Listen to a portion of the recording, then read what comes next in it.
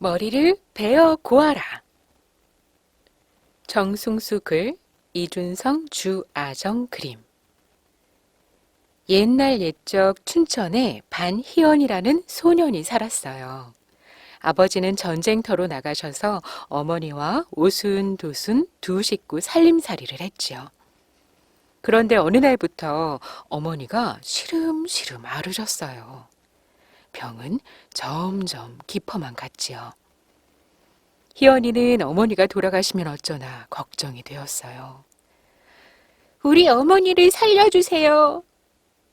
열흘 동안 정성스럽게 기도하던 희연이 앞에 산신령이 나타났어요. 산신령이 말했어요. 대룡산에 가면 시체 셋이 있을 것이다. 그중 가운데 시체의 머리를 베어 고아드려라. 그러면 어머니의 병이 나을 것이다. 이튿날 희연이는 산신령이 알려준 대로 대룡산을 찾아갔어요. 올라가는 길이 심심해서 노래를 부르며 올라갔죠. 가자 가자 감나무, 오자 오자 온나무, 따끔따끔 가시나무, 앵두러져 앵두나무, 심리절반 오리나무, 방귀 뀌는 뽕나무, 난 무섭다 밤나무, 거짓말 못해 참나무.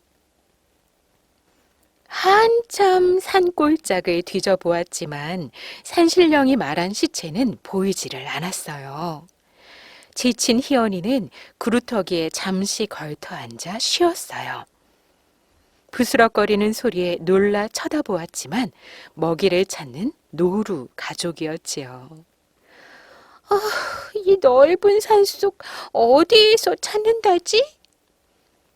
집에 돌아갈까 하고 생각하던 희연이는 어머니를 떠올리며 마음을 다잡았어요. 그래, 참된 마음이 부족해서 내 눈에 보이지 않는 걸 거야. 신발끈을 고쳐맨 희연이는 다시 산을 돌아다니기 시작했어요.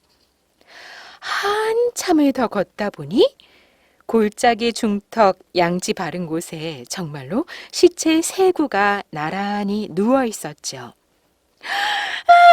찾았다! 희연이는 날아갈 듯이 기뻤어요. 산신령이 말한 시체는 찾았지만 희연이는 겁이 났어요. 어떻게 함부로 죽은 시체의 목을 벤담? 하지만 희연이는 다시 어머니를 떠올렸어요. 그리고 용기를 내어 이 칼을 휘둘렀죠. 잘라낸 시체의 목을 보자기 싸가지고 집으로 돌아오는 길에 어느새 해가 져서 어둑어둑해졌어요. 산을 내려오는 길에 컹! 늑대 우는 소리가 들렸어요. 얼마나 무섭던지 희연이는 오금이 떨리고 몸이 오싹했어요. 집으로 돌아온 희연이는 이튿날 새벽 세수를 하고 깨끗한 몸과 마음으로 샘물을 떠왔어요. 가져온 머리를 가마솥에 고우면서 희연이는 마음속으로 빌었죠. 어떻게 해서든지 어머니 병만 낫게 해주세요. 어머니를 위한 일이라면 무엇이든 하겠어요. 열심히 다려낸 국물을 어머니께 드렸어요. 국물을 드신 어머니 얼굴에 핏기가 돌기 시작했어요. 얼굴이 보름달처럼 환해지셨죠. 정말 신기하게도 곧 씻은 듯이 병이 나았어요. 알고 보니 산신령이 알려준 건 시체의 머리가 아니라 천년 묵은 산삼이었대요. 이때 희연이가 시체의 머리를 들고 나온 곳을 오늘도 거두리라고 부른답니다. 다시 여러 번 해가 뜨고 달이 졌어요. 어느 겨울날이었어요. 웬일인지 산딸기가 먹고 싶구나.